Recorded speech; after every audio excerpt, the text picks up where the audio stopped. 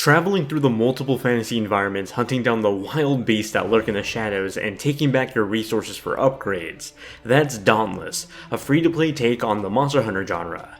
It's been out for a few months now on PC, Xbox One, and PS4, and now it's finally coming to Nintendo Switch. Thanks to the kind development team over at Phoenix Labs, they let me go hands-on with the beta version of Dauntless for Switch, for the sake of this preview. Assuming you've never heard of Dauntless before, it plays like a streamlined version of Monster Hunter and it's free to play. It's published by Epic Games, and through an Epic Games account, you can synchronize your progression between every platform Dauntless is on. So yes, you can start your adventure on PC and continue it on the go with Nintendo Switch. That's really the promise with this Nintendo Switch port, the availability on the go and wherever you'd like. Jumping into some gameplay, you'll quickly find this game's gameplay loop after completing the tutorial. You're in a hub village taking on new hunting quests from the people in town. Each monster is designed differently, being an entirely new species, or maybe a different elemental variation of a previous foe. These aren't just cosmetic changes. Ice monsters, for example, will do ice moves that may require you to wear a specific elemental equipment piece just to survive. That's actually where the hunting comes in. As you take down these monsters, you can take their horns and hides back to craft together new equipment for future battles. When going on a new hunt, you can jump online to play with friends regardless of their platform, or just matchmake with others after the same animal. Since I wasn't a beta for the Switch version, I had to play alone as the player base for Switch is pretty low right now. Anyway, once onto the field, you have to go look around for the monster, though not as fine detailed as the tracking in something like Monster Hunter. That's part of this game's streamlined process.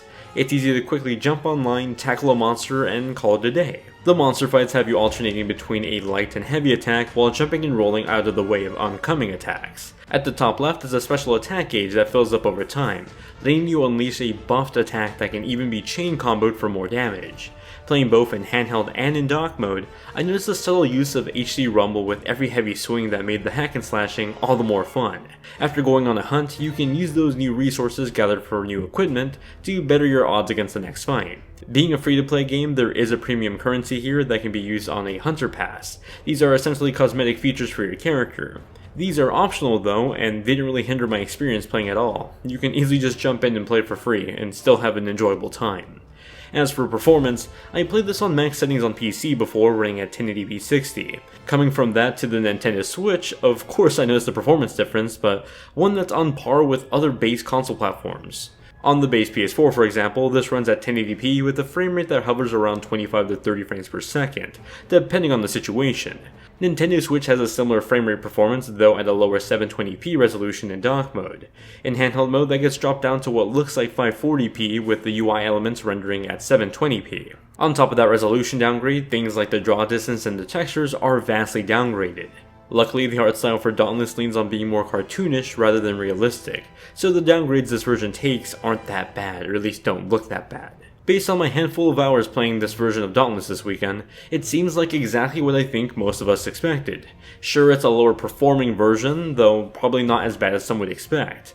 I'd say outside of the texture quality and the resolution, the frame rate is what's on par with other base consoles, and in my opinion, that's what matters the most here.